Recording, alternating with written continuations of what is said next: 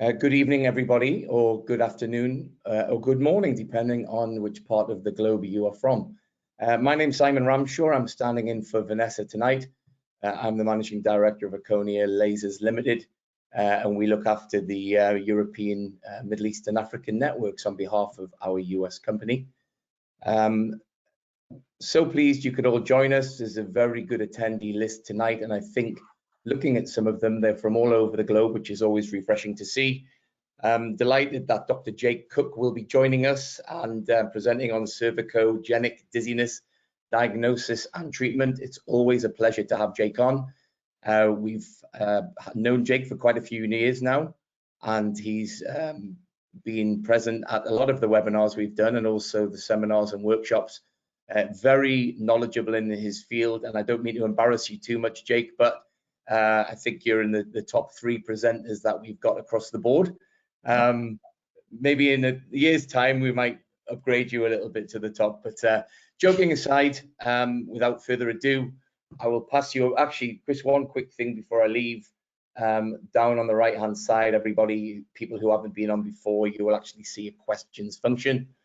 I will be keeping a check of those questions as we go along, so after Jake's finished presenting, we'll put those questions to him, and I'll pass it over to you now, Jake, and take me off the screen.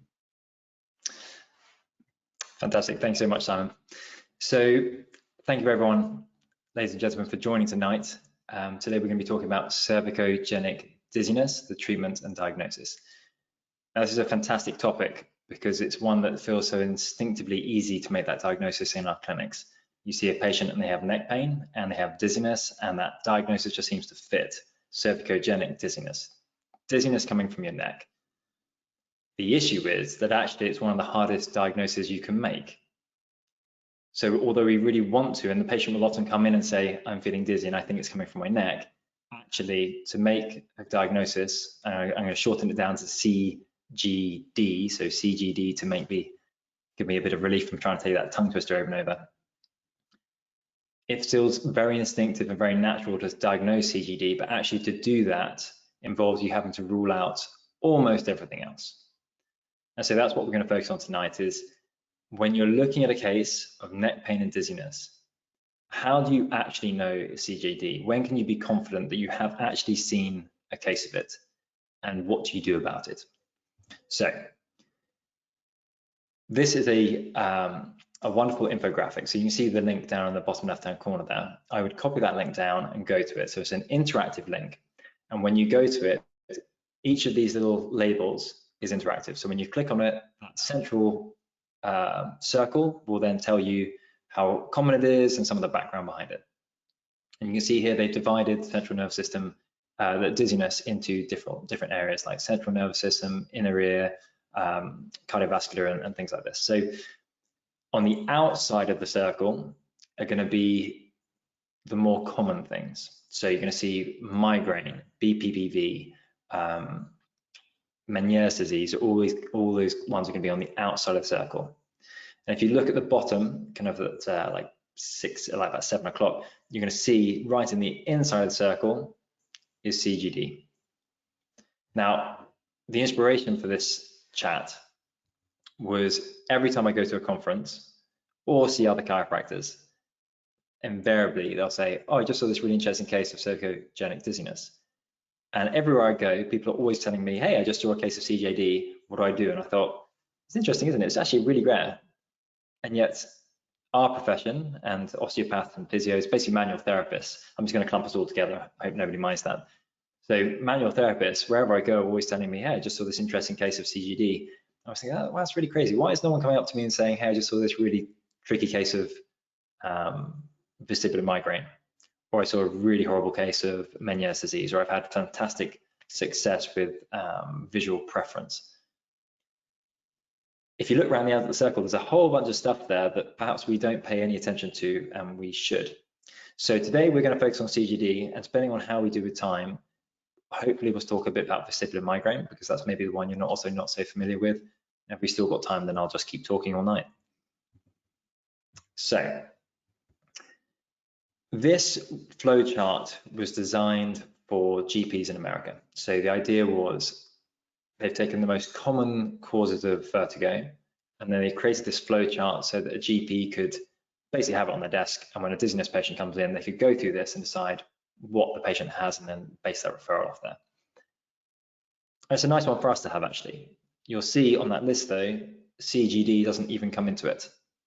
So what they have is the classic ones: Meniere's disease, labyrinthitis, vestibular neuronitis. They're the same thing, but labyrinthitis hits the cochlea as well. So you hit the vestibular cochlear nerve in labyrinthitis, therefore we get vertigo and hearing loss and tinnitus. Whereas in vestibular neuritis, we just hit the vestibular branch of the vestibular cochlear nerve, so we just get dizziness. So we got Meniere's disease, labyrinthitis, vestibular neuritis, BPPV. Migraine is a big one. So the research now, you're going to see traditionally BPPV has always been the king. It's always been the one that is the most common presenting form of vertigo. And that was great because it was also the easiest to treat. You know, you've got an 80% chance of curing it. 1, average number of treatments is 2. You know, if you haven't got it done in four sessions, then you should probably be thinking you've got the wrong diagnosis. Vestibular migraine, though, has been this this upcoming challenger who was vastly underdiagnosed in the past. And as people are becoming more and more aware of it, it's becoming more diagnosed. And now researchers are starting to say, well, actually, maybe vestibular migraine is the most common. If it's not those, cardiovascular system, you know, how many of us see vestibular disorders or dizziness disorders on a regular basis and even think cardiovascular? The trick for us, because we're not cardiologists, I'm not going to pretend that all of us need to be, you know, cutting edge cardiologists. It's just not going to happen. The trick for it is heart palpitations on their own, don't worry, you know, very, very common. But heart palpitations and dizziness, then you start thinking cardiovascular. So if a patient comes in, and you should always ask them, have you had any heart palpitations? And if they say, as part of their dizziness exam, yes, I get heart palpitations, and that's also often tied up when I get dizzy, that's okay, your dizziness, we assume it's cardiovascular until we rule out. Because the chance of sudden death, you know, I feel like there should be like dum dum dum in the background, but unfortunately the chance of sudden death is going to be more likely with them. And then we see over on the right hand side, we've got anxiety, depression, and hyperventilation. Well, again, that's a very, very common, you know, anxiety now. Who's not anxious these days? Everyone's anxious, everyone's depressed, you know, times are bad. Everyone I think agrees it's the end of days, the apocalypse is coming. So anxiety and depression are a huge cause of dizziness. And the problem with anxiety and stress, I'll just say stress to make it easier, is dizziness can cause stress and stress can cause dizziness. So we get stuck in this nasty little loop where you've got one, so you have the other. And so as the physician, you could do a wonderful job treating the dizziness and not touch their symptoms because they're so stressed and their brain has become so hyper alert and hyper vigilant that they continue to experience these symptoms regardless of what you've done. Even if you've seen that their balance is now wonderful, that their ocular movements are fantastic, that their vestibular exam is fantastic, and the patient say, yeah, that's all good, but I still feel bad. So these are very tricky patients. So screenshot it, write it down, have that on your desktop or have it on your computer screen somewhere. And when a dizziness patient comes in, just take them through that flow chart and it'll make life easy for you. So if you're not familiar with the vestibular system and you want a reminder, here it is. So the semicircular canals, they detect rotation. So that's my head turning side to side or up and down. We have 3 canals. We have an anterior canal that's kind of 45 degrees forwards. We have a horizontal canal that's like if someone shot an arrow straight through my head. And then we've got posterior canal. So arrow goes straight through my head, those are your horizontals. Someone shoots me kind of at this angle, we've got 45 degrees anterior, 40 degrees posterior, and these guys are paired. So anterior on one side, posterior paired, horizontals are paired, and then again vice versa, anterior on the left, posterior on the right are paired. You'll see just outside of that, we have the otolytic system. So we have the utricule and satricule. They're detecting gravity. So they're always chatting because we're always in gravity, particularly relevant when we're standing up, when we're kind of, to put it in a unnecessarily complex way, when we're in Earth's vertical axis. I often feel like vestibular researchers just use all this unnecessary vocab to make you have to stop and scratch and think, what the hell do they mean? Basically, when you're standing up, you imagine gravity is pushing down me, trying to pull me down to the center of the planet. and my otolytic system is trying to sense that and keep my head upright. And so if we have a faulty system on one side, you might see a patient with a head tilt. And again, it can be difficult. We see otolytic injuries typically after traumatic brain injuries, whiplash, things like that. So now the patient can't detect gravity as well, and so they present with head tilt. So again, as the manual therapist, we look at that and think, your neck. You've obviously got muscle spasm on that right side. It's pulling over. That's why you've got such a stiff and painful neck. Rather than thinking maybe it's a top-down control system. We've got this faulty otolytic system that no longer detects gravity, and now they're off to one side. And then we've got the cochlear there. So the cochlear is going to be hearing. So semicircular canals and otolytic system are going to travel through that vestibular portion of the vestibular cochlear nerve. Cochlear is going to go just through hearing is just going to go through the cochlear. So CGD, why is it so controversial? Because again, as manual therapists, we feel like we see it all the time, and maybe we even get good results with it. Maybe we're seeing it all the time and we think, yeah, we're really crushing it when we do see these patients. Because it is a thing, it's not made up. So, I must apologize for my setup today. I had a slight technical hit where the way my screen is, I can't actually see the entire slideshow. So everything I'm saying is just given off the title of the page, and then I'm just going to start talking. So I apologize when you see these lovely quotes that I've just brilliantly peppered through this presentation. I can't actually read them without having to jiggy my head around. So I do apologize, but I know this quote is basically saying there's always, if you have reliable and well-structured tests, you're always going to find another cause of dizziness.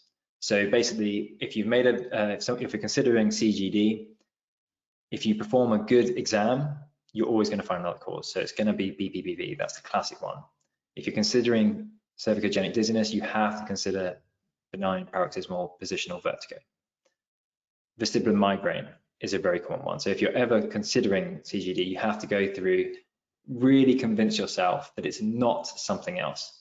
And what you don't want to do as someone who's wanting to be respected in their healthcare community is write regularly to your GP or neurologist saying this patient has CGD, because they're going to say, what the hell, you never see that. So you want to be able to say in there, these are the tests I've done. I know it's rare, but I can't think of anything more likely. And that's something I've done before and it's received well. So to be able to write to a neurologist and say, look, I'm referring this to you. These are all the tests I've done. I know it's a rare cause, but I can't think of anything more likely than CGD. That's why I'm referring to you for an MRI.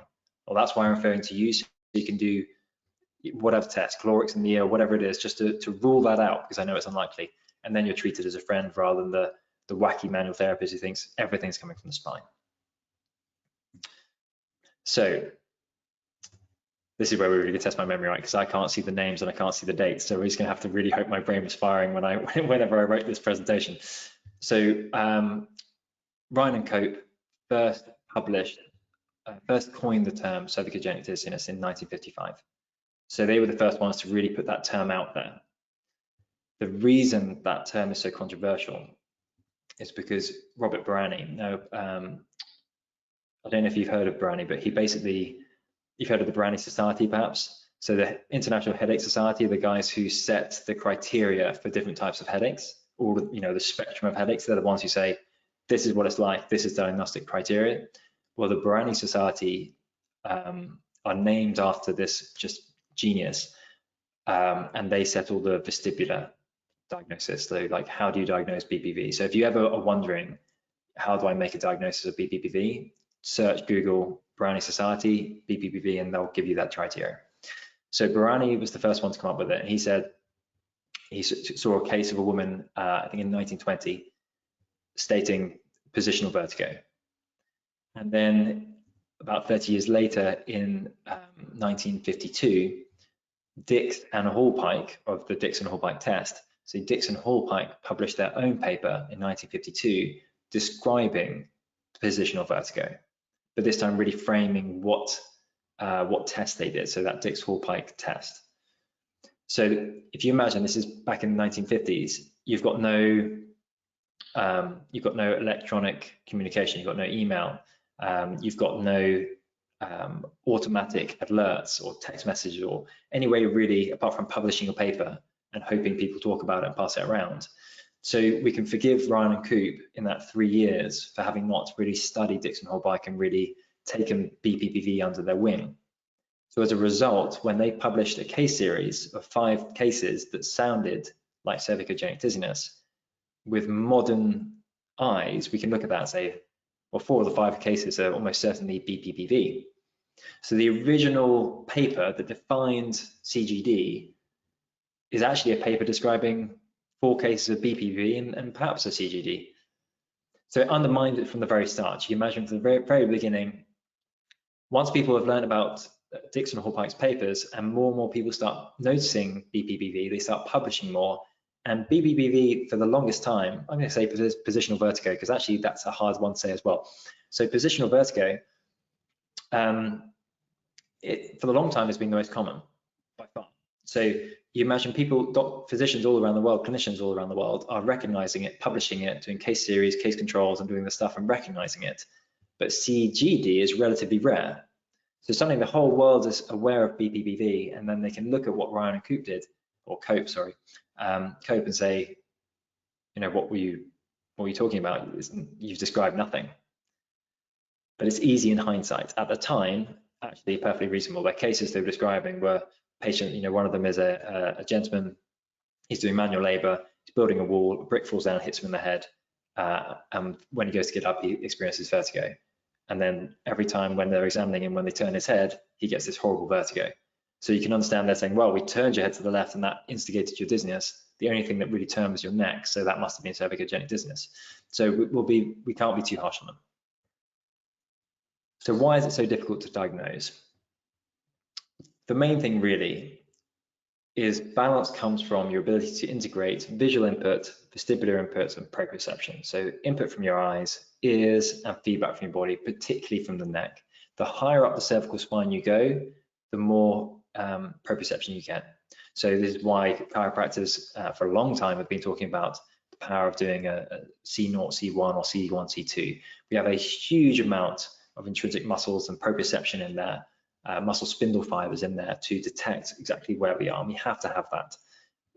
The reason it's essential is if you took those vestibular systems that we were talking about earlier, if I was to turn my head left and right here, the vestibular system is going right, left, right, left, right, left. But if I now turn my head 45 degrees, but do exactly the same amount of movement, my vestibular signal is exactly the same. It's still saying right, left, right, left. So if we didn't have that integration between what the body was saying, or the neck in particular, and the vestibular system, our reflexes wouldn't work. Our postural control would be rubbish because, yeah, okay, I'm turning left and right, but how do I orientate my body? It's a bit hard to describe this through this medium, but you can imagine if I'm walking along and I trip, and the vestibular system detects that, we have something called the vestibular spinal tract. So it goes from the inner ear, fires down to the cervical spine, all the way down to the lumbar spine, and it's going to fire extensor control. So basically the vestibular system is our anti-gravity system. It stops us from crumpling forward. It's what allowed us to go from hands and feet to standing upright. As the vestibular system ages, just like the eyes age, just like a sense of smell, like everything in us ages, is part of the reason that old people start to stoop forward. As we lose that vestibular input, we lose extensor tone and we start to flex. So the vestibular system, if I trip and I'm facing forward, it wants to shoot my hands out. But you can imagine if I was doing something slightly unusual, like if I was walking with my head 45 degrees to the right and walking 45 degrees to the right, my body was facing forward. If I tripped and the vestibular system was hardwired, as I tripped in this direction, my arms would still shoot out in this direction. I wouldn't catch myself. So instead of falling and stopping myself, or maybe just getting a leg out, my leg would shoot forward, but my body's going in the wrong direction and down I go. Well, that's no good to me. So what I need to understand is a head trunk orientation. Some people just call it neck, head vestibular orientation. So my head is, I now understand that my head's 45 degrees to the right, and my vestibular system is pointing 45 degrees to the right. So now when I trip, vestibular system can fire appropriate muscles to get my arm out to the 45 degrees to the right to catch myself, or shoot my leg out 45 degrees to catch myself. And that's what stops us from getting hurt. If you look at old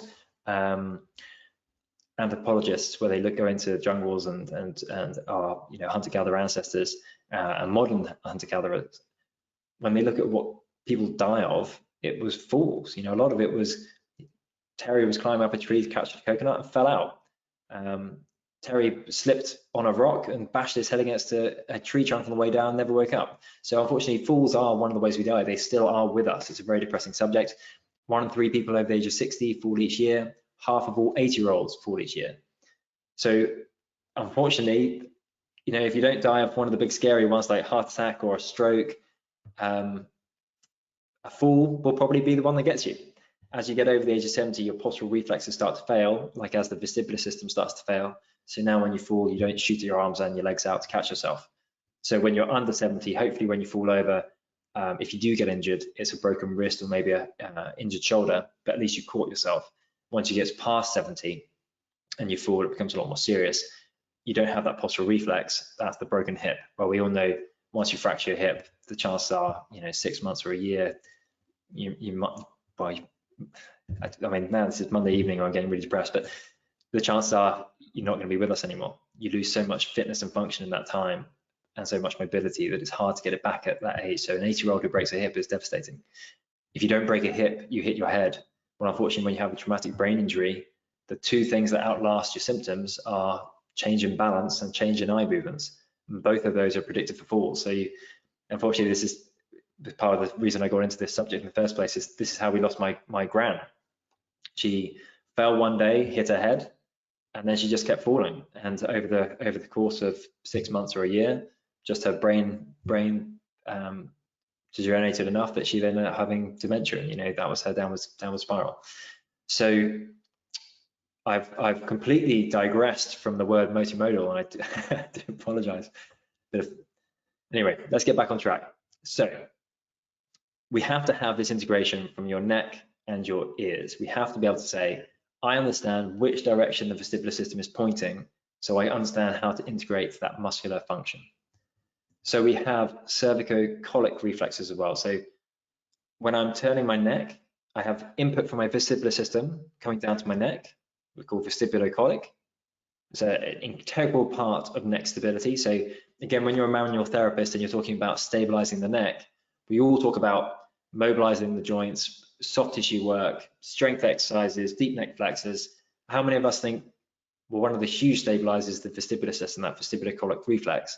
How many people are using vestibulocolic exercises as part of their neck stability exercises? So the cervicocolic reflex is interesting because basically feedback from the muscles and joints is a reflex that they can activate muscles and joints to stabilize. And then we talked about the vestibulocolic reflex already. So we also have the ocular motor input. So the eyes have hotlines to the neck. So for example, if I look to the right, if I look about 30 degrees to the right, I might keep my head still. Anything more than that, I'm going to turn my head to it. So only unless I was trying to be a bit of a perv and really eye up someone who's standing next to me, I might look at someone like this. But generally, that's pretty uncomfortable. So I'm just going to turn my head to them and have a good stare. So anything more than 30 degrees, you're always going to, nearly always, unless you intentionally don't, you're going to integrate eye-head movements. The whole point is I can isolate the visual system. I can purely test what the eye is seeing. I can isolate the muscles. I can say, right, follow this target out to the right. And I can say, right, the right rectus, lateral rectus, and the left medial rectus are firing.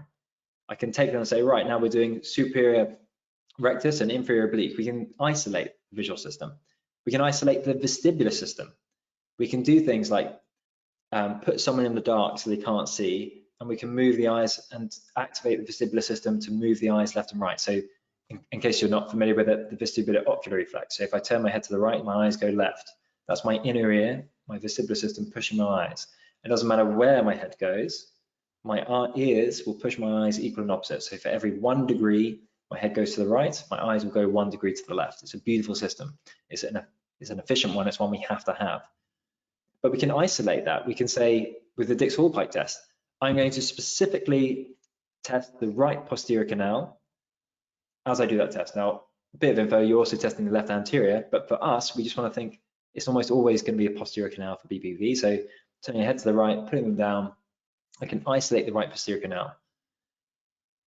You're always going to have neck movements in there, which makes things more complicated, but vestibular disorders are far more common. But you could, if you want to, you could put Clorox, you could put warm water in someone's ear and purely test the vestibular system. You can't just test the cervix. You can't just say, okay, you've got dizziness coming from your neck. I am just going to test proprioception from the neck without having some kind of ocular or vestibular input at the same time. So you're always going to have multimodal input. And we'll discuss that in a little bit more. So there are some tests that may become close and probably are the best we have at this point in time. But nobody has come up with a test that absolutely is specific and sensitive for CGD. But we do for other forms. We have tests for BPPV, we have tests for other things, but for cervicogenic, we don't have something we could absolutely say, I know this is by far more likely to be CGD. So pathophysiology, there have been several suggested mechanisms. So one is hypoperfusion.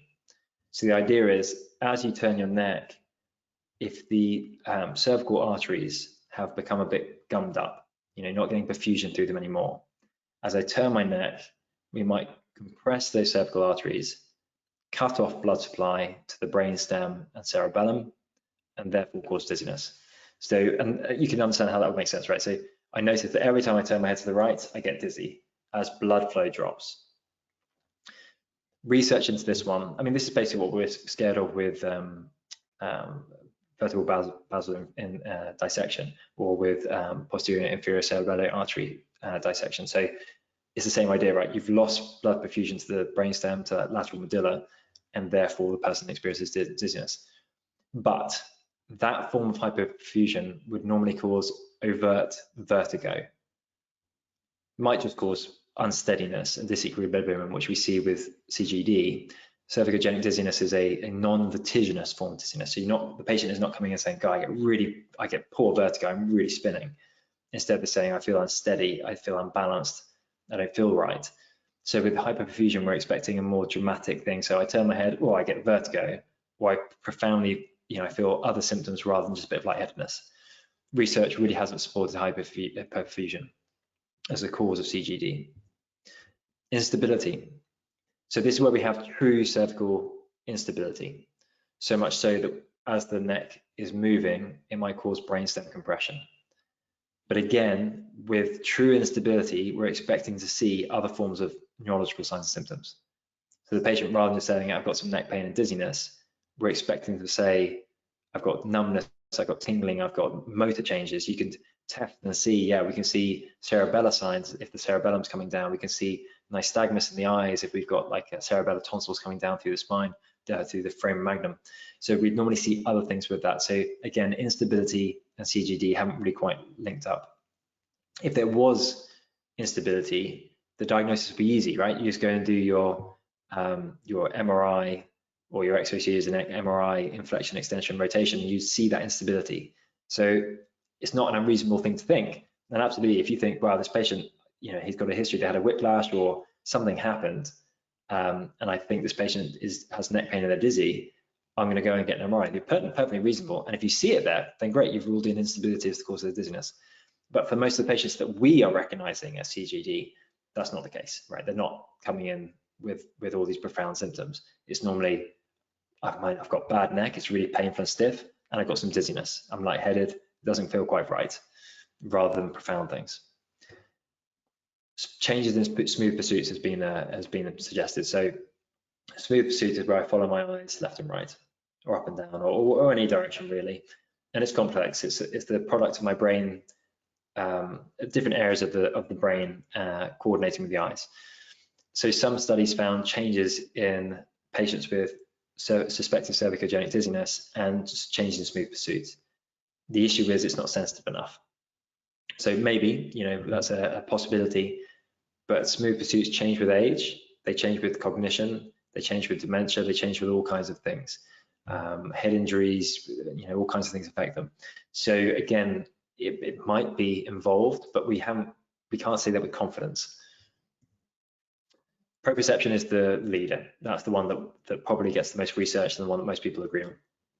The idea is the brain is using eyes, ears, and feedback from muscle spindle fibers to understand where we are, to get that head-neck integration. So we have aberrant proprioception.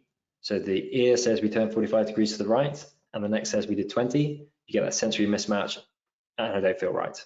It's like seasickness. You're sitting on a boat, and you're rocking back and forth, and your ears are saying we're rocking back and forth, but your eyes are saying things look normal, and your neck isn't moving because you're standing still. So you get a sensory mismatch between your ears saying, well, we're really shifting left and right, and your eyes saying, well, actually, it looks okay, or it feels okay. Like being in a car, you know, you're looking down the road and it looks smooth, but your body and vestibular system are saying, so proprioception and vestibular saying, I'm feeling bumps in the road, but your visual system saying, it looks smooth to me. It's that sensory mismatch that makes you feel so awful. You know, reading in the back of the car, right? You can't see outside, you're reading a book that looks stable, but your body's bobbing around saying there's lots of stuff going on. We're, you know, hurtling down, we've accelerated down the motorway, we're now doing 70 miles an hour, and yet we're reading a book nice and calm. That sensory mismatch that makes us feel awful. So particularly in patients who had whiplash or significant trauma to the neck, where we've injured the joint mechanoreceptors, we've injured the intrinsic muscles of the neck, we've changed muscle spindle fiber activity. Now what the neck is saying doesn't match what the eyes and ears are saying. And that probably is the front run at the moment for theory. To make it a little bit more complete, our brain has something called an efference copy. So not only does it say, I'm going to do this movement, it says, I'm going to do this movement, and I predict it's going to feel like this. Tell me if that's right. So your brain creates the movement, but also predicts this is what I should feel like. So I'm going to turn my head from 45 degrees to the left to 45 degrees to the right. And I predict when I'm there, this is the input you're going to tell me, neck. So ears and neck, you're going to tell me it feels like this. Is that correct? And if there's a slight mismatch, the brain can say, oh, okay, cool. And now we're here. Is that correct? So you're getting this constant communication. If you think of computers, you know, part of the big issue these days is we've got download speeds and upload speeds.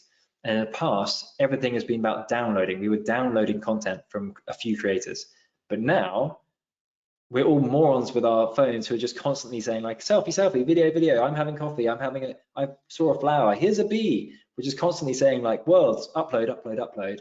And the networks aren't built for that. So suddenly, we've got this mismatch between there's a lot more upload than download. In efference copy, if we've got changes in the neck, or we've got significant DJD, so just joint degeneration, the brain says it should feel like this, and the neck says it didn't feel anything like that. The brain has that horrible sensory mismatch of, wait, so where am I? And that's, we think, a leading part of it. That efference copy, what you thought was going to happen does not match what really happened. You have probably experienced this. So if you've ever stepped onto an escalator, you've probably done it hundreds of times. You know what that feels like. You've probably also experienced a broken escalator where it's not moving. And as walking along, you see it's not moving, and you step onto it knowing it's not moving, and yet you still get a sudden brief feeling of movement.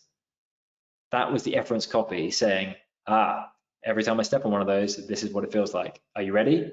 And then you step onto it and it doesn't happen, and the brain takes a second to go, whoa, oh yeah, I realized my error. But you still get that sight session of, oh. You may have also had it when you're sitting on a train and the train's parked next to you, neither of you are moving, and suddenly the train next to you pulls away, but you have a feeling of movement. Part of that is that efference copy, that your brain started to see movement, and as it saw movement said, because we're now moving, I predict I'll feel like this. So with proprioceptive mechanism, we're saying either proprioception from the neck, particularly joint mechanoreceptors and muscle spindles, is messed up, and it's not matching what the brain, what the eyes and ears are saying, or same story, but also the efference copy isn't matching. The motoric suggestion is an interesting one. So this is saying the opposite. Proprioception is correct. It's correctly identifying faulty movement. So the brain is unable to fire the muscles appropriately, so to maintain equilibrium. So to have equilibrium, I need to fire all this complicated stuff. We've got a skinny neck, bowling ball on top. We have to fire all these muscles to keep my head centered nicely. to keep my body centered nicely over my center of gravity. So when we have a motoric problem, the muscles aren't being fired properly to control mobility, either stability or mobility. And the proprioceptive system is correctly feeling that and telling you about it. So it's correctly saying, we're not stable, these muscles are junky, they're not stabilizing me. Now, the problem is in research, they've struggled to identify that. So it'd be one thing if patients had a tremor and you could see this, and it'd be fair enough to say, okay, proprioceptive system is identifying this tremor or this instability, but we don't see that in the research. So it could be that it's intrinsic muscles that are harder to test, or something more subtle that we aren't currently able to do. But it's an interesting thought process, and hopefully in the future, maybe I can tell you more about it. And migraine is a suggested one. So migraine can present as neck pain with dizziness. So there's quite a few authors who say, well, is CGD actually just cervico-vestibular migraine rather than cervicogenic dizziness? Is it just cervico-vestibular migraine? Very common for patients with vertigo to develop neck stiffness. Very, very common. In fact, I would probably say the majority of patients with dizziness are going to start seeing with dizziness are going to develop neck stiffness. This is how I got into this in the whole first place. So we have to ask ourselves, and we'll go through migraine hopefully, depending on how much I've been yammering on. We'll talk about that more in a minute. So cervicogenic dizziness. It's a non-vertiginous vertigo, so it's lightheadedness, it's disequilibrium. So it was a mumbled way of saying disequilibrium. So the patient is not going to say the room is spinning. It's going to be more, I just feel unsteady. I just don't feel like I'm well balanced. It's not going to be, I get up and the room spins, or I'm frankly falling to the floor, smashing it. It's just, I just don't feel safe. I just don't feel as steady as I should. It's going to be associated with neck pain, limited range of motion, and perhaps neck pathology. So you can be more confident of it if it's, I'm dizzy and I have neck pain, and you see that the range of motion is limited. Then you can start to feel more confident that actually this is maybe going the right way or the wrong way for the patient. Or if you know you've taken X-ray in the past and they've got frank pathology in the neck, they've got significant joint degeneration, then you can start to be more confident that maybe that proprioceptive change is there. You still need, even if that's cropping up, just to keep harping on about the same thing, you need to go in and rule out other causes of that dizziness. So the classic ways patients are going to describe their dizziness would be imbalanced, unsteady, and disorientated. People with dizziness will describe it in lots of different ways, and they will often struggle to put into words what they're experiencing, but something along the lines of that I feel imbalanced, I feel unsteady, I feel disorientated. So you want to really tease out from them, take the time to really ask them multiple ways. Are you sure you don't get vertigo? They don't know what vertigo is. They think it's scared of heights. So are you sure you're not experiencing, or you don't have to say you're sure, but do you experience a sense of movement? That's how you define vertigo, really, a hallucination of movement. So do you get a sense of movement? No. Okay. Do you ever feel like the room spins? No. Do you feel like you spin? No. Do you feel like the floor comes up to meet you? That's a weird thing to say, isn't it? But that's how patients with vertigo would describe it. I feel like the floor is shifting or it's coming up to meet me. Do you feel like you're being pushed down towards the floor? Do you feel like someone's pulling you backwards or pulling you sideways? Anything like that. As soon as they say yes, you think, right, vertigo. It's not CGD. They're going to complain of neck pain, again, limited cervical range of motion, possible headache.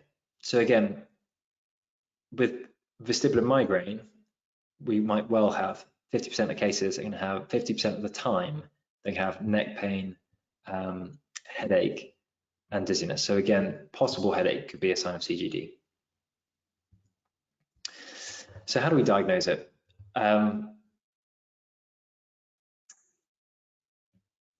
This is a quote from the paper. I think his name was Risley, and it was a nice one. So we're going to go through some of the more complicated stuff in a minute, but if you want to have a nice way to think about it, is if there's that close relationship between when the dizziness started and the neck pain.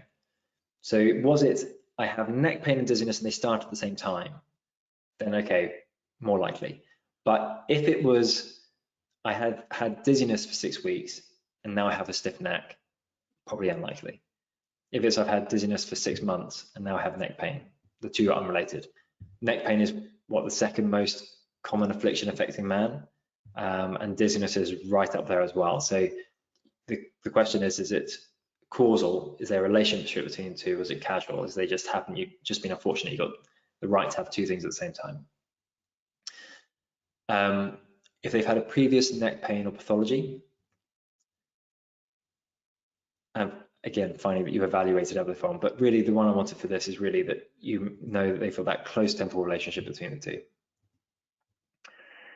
So I'm just going to jiggle my head around because I don't want to start talking too long because we've got a time limit. I want to give you the nuggets. So we've talked about that already. So cervical torsion test. This is one test that we're going to use for trying to identify CGD. So we said earlier you can't isolate the vestibular system very well, but we can try. So the way we do it is we clamp their head so they can't turn their head. So the vestibular system is always going to fire because it's got a resting state and it's always detecting gravity, so we can't do anything about that. But we can hold the head in position and then rotate, if I just do it without holding my head. So we can rotate the body beneath while keeping the head still. So the idea is right now I'm getting proprioceptive changes, but the vestibular system is staying in its resting state and my eyes are at a resting state as well, right? Everything hopefully should be staying neutral. So one, the patient might say while you're doing that, I get dizzy. If that happens, then probably CGD is much more likely. So, and it's during the movement. So you might find you do, the patient is going to say, as you turned me, I was dizzy. But when you stop, because the proprioceptive signal has changed and the muscle spindles are particularly telling you where you started, where you stopped. And kind of the rate of change in the middle. So what we want to know is when you stop, often that you're not getting that barrage of information anymore. They kind of said, yeah, this is where we finished. So patients will say, oh, I get dizzy. And then when you stop, they might stop. But because CGD, we don't have any clear definitions, I would basically say if this test is positive, you're turning the patient's neck and they say they're getting dizzy, then you're probably more likely to do that. Equally, if you're palpating the neck and you can find something, you push on, say C1, and they're like, yeah, that's made me feel a bit unsteady, then probably it's more likely. Now, again, that hasn't got any research behind it, so that's just clinical experience that the two often match up. We can look at, there's different, they call it different things. So the way I like you to remember this is the cervical torsion test is an easy way to remember it. Another, if you look into the research, they also describe nystagmus. So cervicogenic nystagmus. So basically what's going to happen is as I'm turning my head left and right, we have proprioception from the neck going up to the eyes as well, or going up to the vestibular system, sorry. So what can happen is if I'm turning my neck left and right, it can evoke nystagmus. So initially that was quite an exciting one. So you do this cervical torsion test and suddenly you see the eyes start to beat like they would in nystagmus, like with BPPV, but it'd be just horizontal. And you can say, hey, great, we know that it must be the proprioception from the neck causing dizziness. The problem is pesky researchers then went out and showed that chronic neck pain patients have that also in like 60% of the cases. So, you know, our question was, is there a relationship between this neck pain and dizziness? And suddenly researchers say, well, actually just in neck pain 60% of the time, or 64% of the time, or something nice and specific like that, we're going to see nystagmus when you do this test. So it means it's not specific enough. And then some other pesky researchers, to make the part even worse, said, oh, you know what, you find it in healthy controls as well. So if you note it, you know, great observation skills noted down, and I would say unless the patient says, as you're turning me, I'm getting dizzy, don't just go on, I'm seeing nystagmus, and you know, it's a bit of a skill to be able to do that anyway. Sorry. The cervical joint position error test is a complicated way of saying, have them look at a target, and what you're going to do for us, if you've got lasers, fantastic, that's the best way to do it. So stick a laser on someone's head, have them point at a target, have them put themselves in neutral, close their eyes, turn their head out to the side, and then come back, and when they open up, they should be straight on that target. And what we'll see when there's joint position errors is the patient will close, and they won't get it right, and you'll see a refixation. much easier with a laser and much easier for the patient as well. So from an education point of view, much easier for them to see like, oh, wow, I was off. If you don't have a laser, you're going to pretend their nose is a laser pen. You're going to say to them, you're going to point your nose at this target. Imagine there's a beam of light hitting the target. Again, you're going to close your eyes, turn away and come back. Open your eyes up and just take a second. Do you think you're actually pointing at the target? If you're not, correct. And quite often you'll see that little correction. Really important you add that bit, because otherwise patients will be 5 degrees off, and they open up and their eyes refixate, but they don't feel that. So they'll just tell you, yeah, it's normal. So you're going to do left, right, up and down. Again, much easier with a laser, but good to do it. You can do it without. So if both those tests are positive, that the patient has these joint position errors and they have cervical torsion tests positive, then you can start to feel much more confident. So you've done your other vestibular exam, you've done a good workup, you're pretty confident it's not BPPV, it's not vestibular migraine, these are your 2 big competitors, and these tests are positive, you palpate the neck and something like, ow, I get dizzy with that, then you can start to feel like, yes, we're on the right route here. This is a flow chart, literally from a paper I think called How to Diagnose Cervicogenic Dizziness, and it basically goes through that process. So this is another good one. The reference is there down the bottom there, and you're getting a recording of this, so feel free to go and watch the recording and just get that entire thing. But how to diagnose cervicogenic dizziness, you've got that nice thing, so you can have that on your desktop as well. It shows you how much stuff you have to go through, but if you get to the bottom at the end, fantastic. You know, it is a real condition. We just need to be confident we're getting the right diagnosis. So examination. You know, we're running short on time, so I'm not going to talk about gait. We'll have to catch up on this another day if you want to. So if you're interested, let the Erchonia guys know, let Simon and Vanessa know, and we can get this done. But basically, there's kind of 3 fundamentals to gait, and we can look at them and decide what gait is kind of just associated. Is a wonderful window into human health. So we can look at things like gait width, stride length, and speed, and from that differentiate between an anxious gait, a Parkinsonian gait, a vertiginous gait, a veering gait, a senile gait, a myalgic gait, a myopic gait. So you can just do all kinds of things. And maybe that's something we should have a chat on another time. So Romberg's. Romberg's is a nice test. So very simple. You're going to have them stand in neutral. I'm going to suggest you have them put their arms over their chest. The reason is we're trying to make things hard for them. Standing with their feet together, arms across chest, you really narrow their center of gravity, their base of support. If you start to see a sway, that can be quite subtle sometimes. But if you see them extend their arms, like the extensor pattern, trying to try that vestibular system to catch themselves, it's much easier to see, you had a problem. We're going to do eyes open, check that they're safe. And then very simply, the first time you're going to do eyes open, turn the head to the left, hold for 10 seconds and see if that sway starts to increase.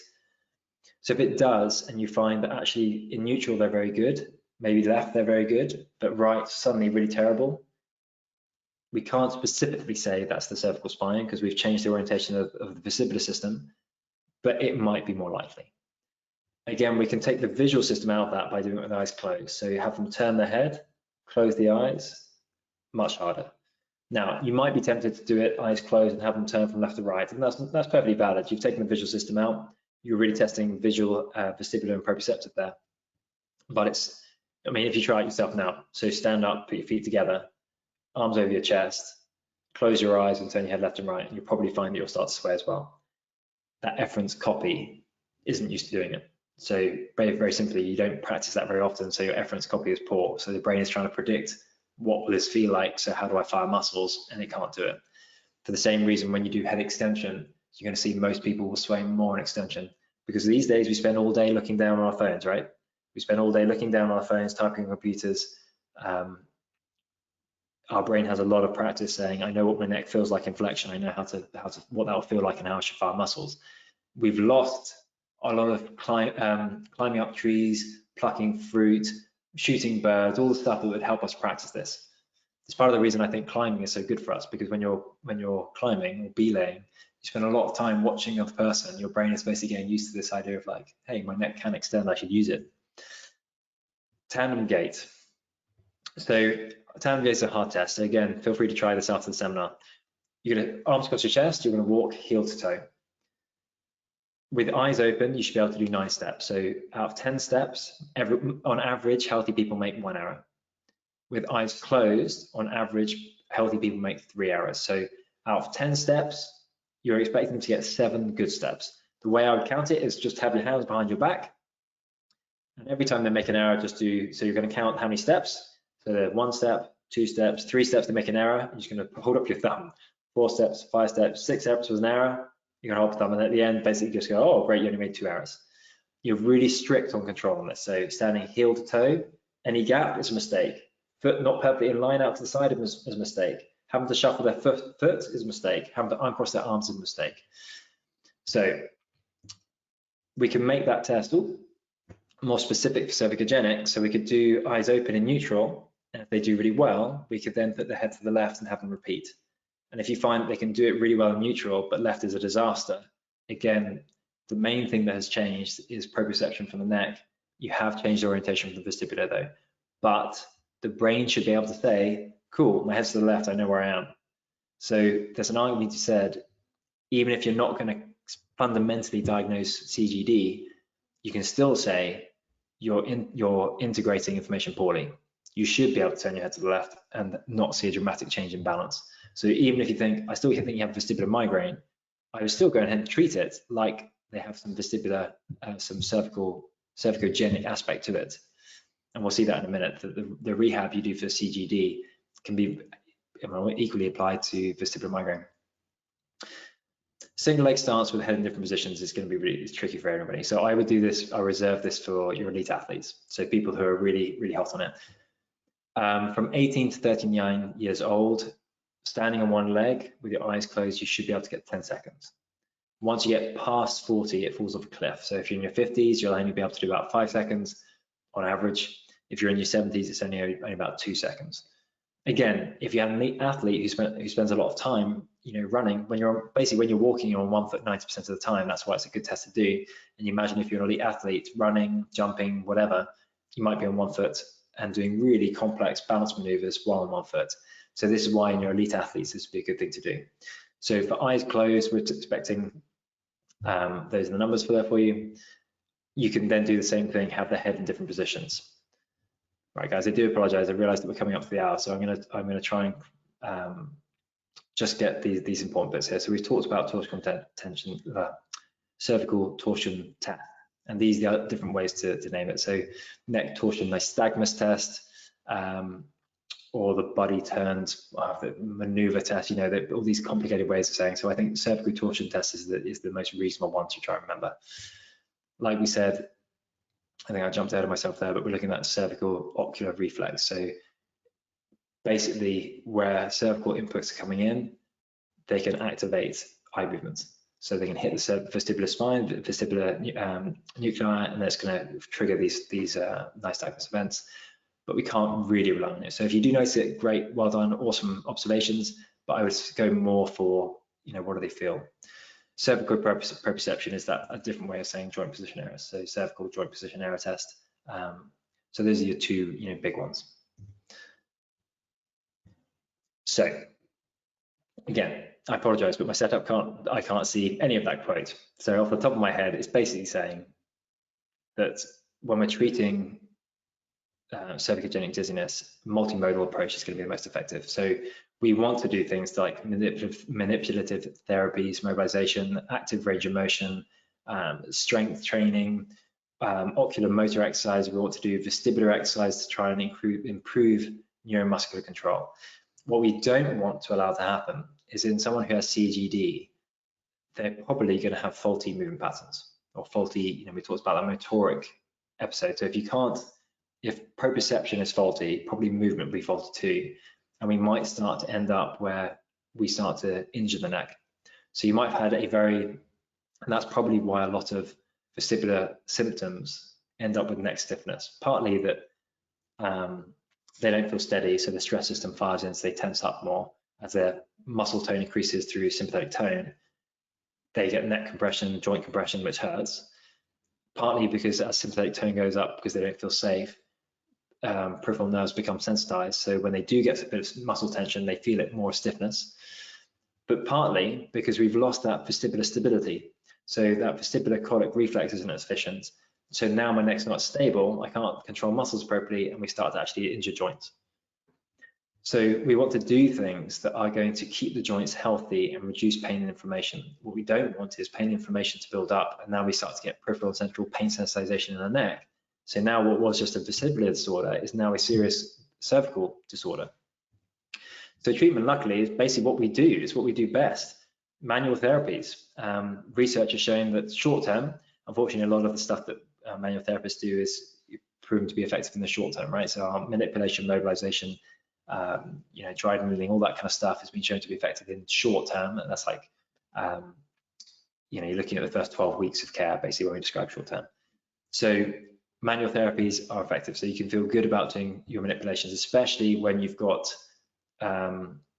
limited range of motion and joint pathology like degeneration.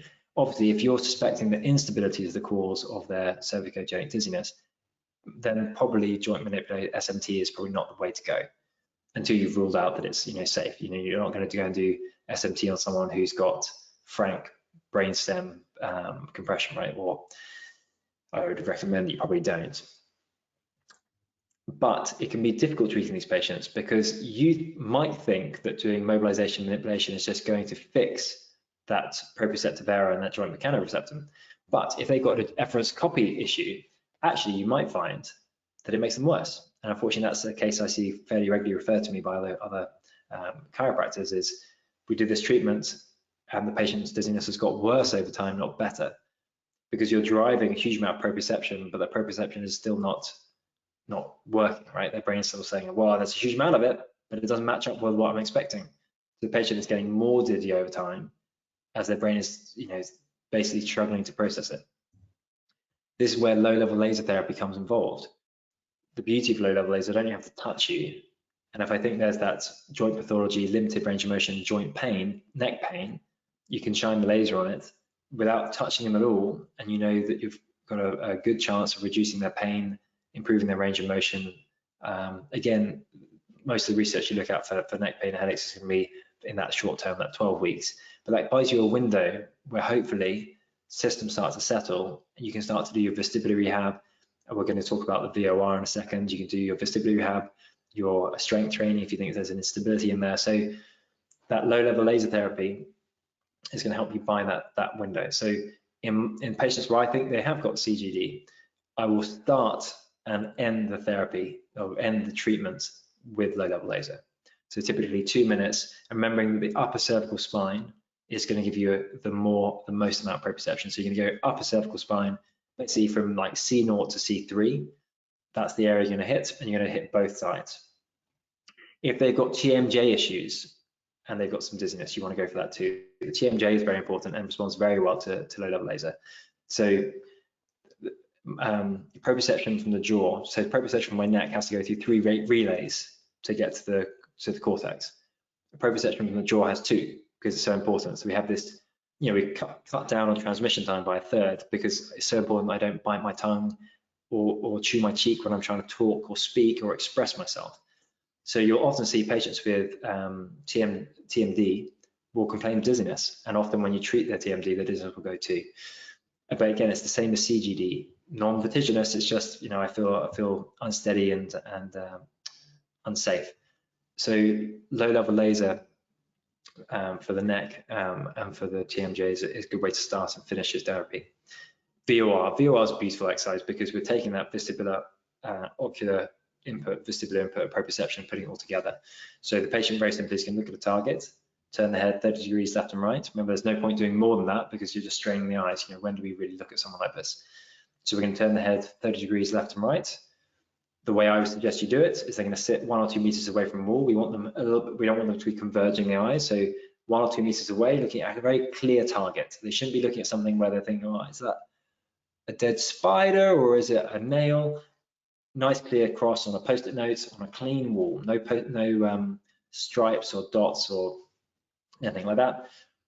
We're going to count 1, 2, 3, up to 10. You're going to do that 3 sets of 10. and then we can do up and down, 10.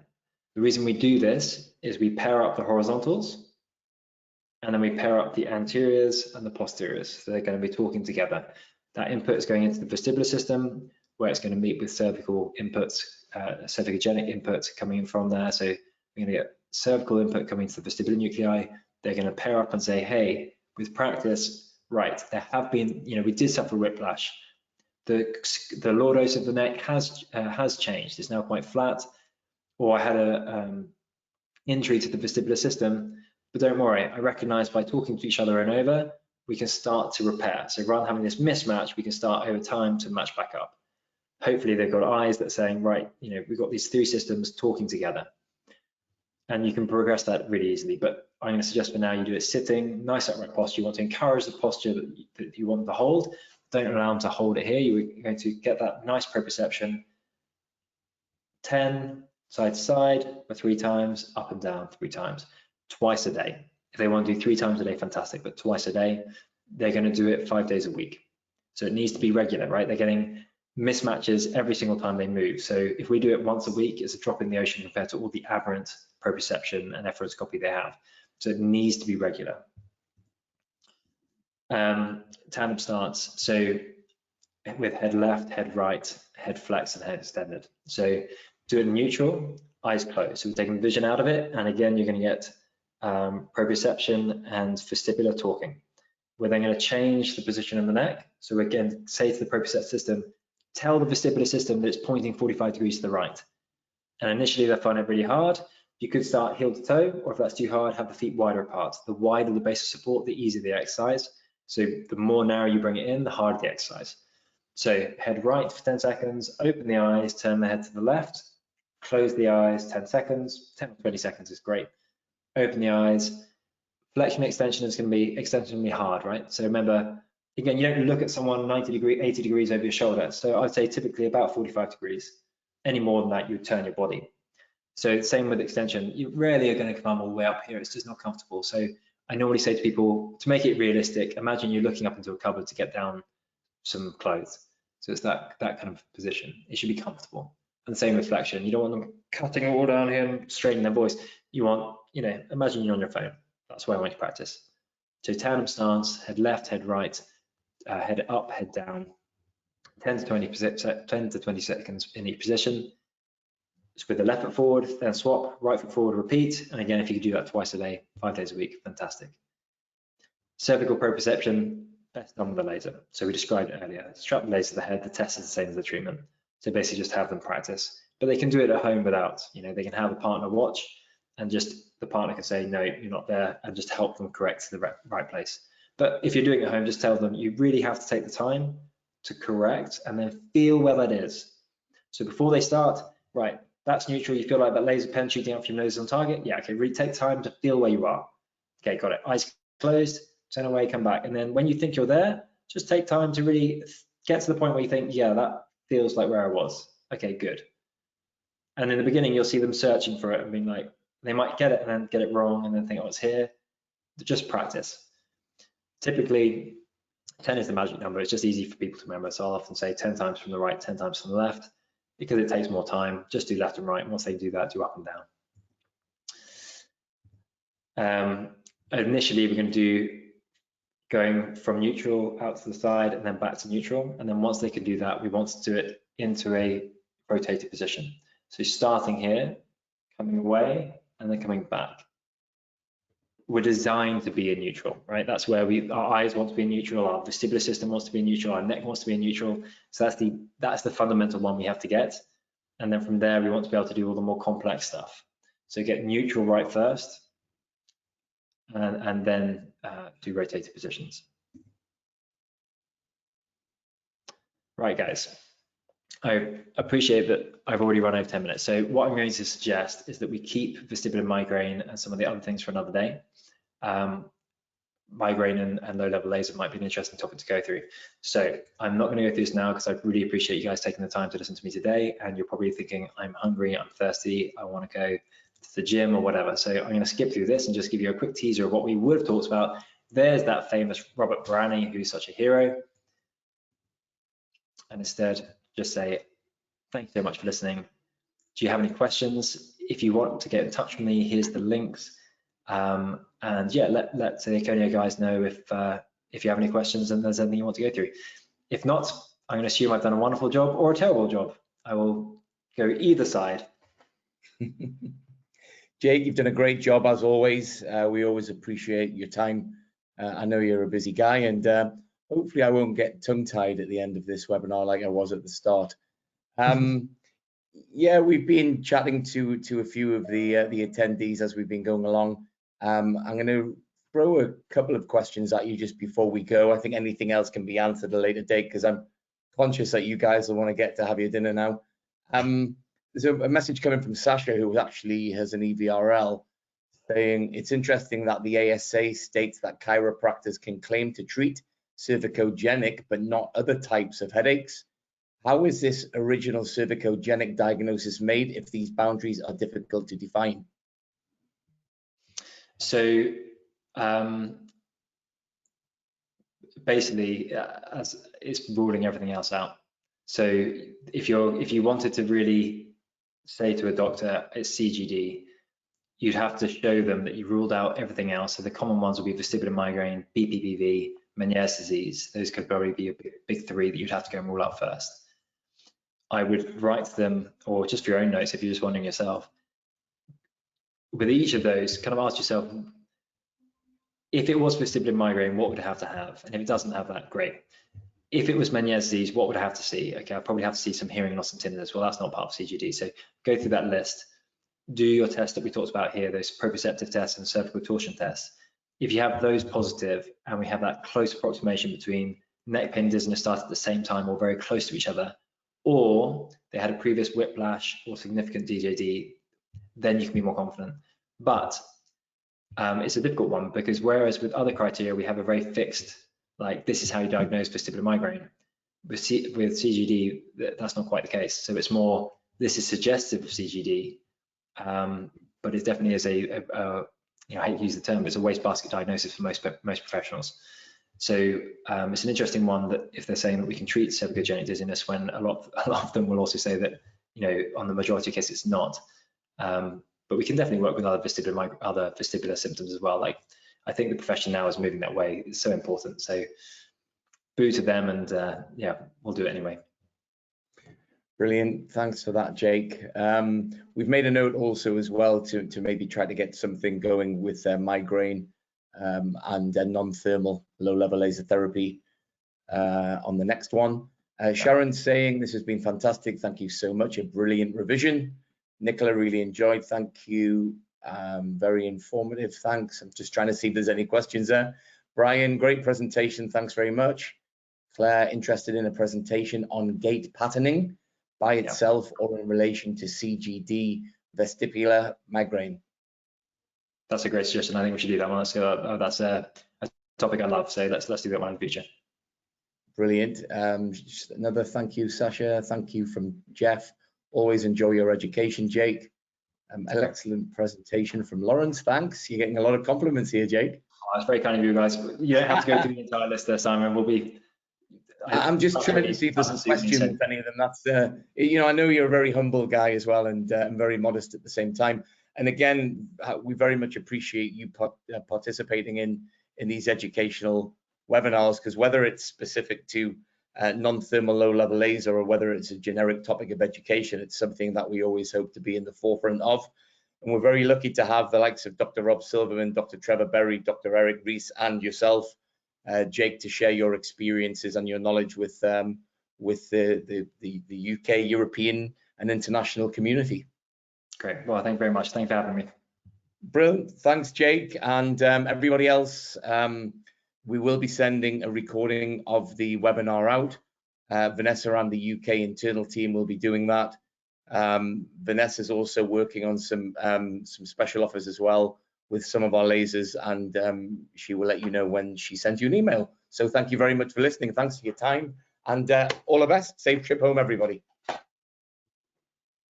Cheers, Jake. Bye-bye. Thank you.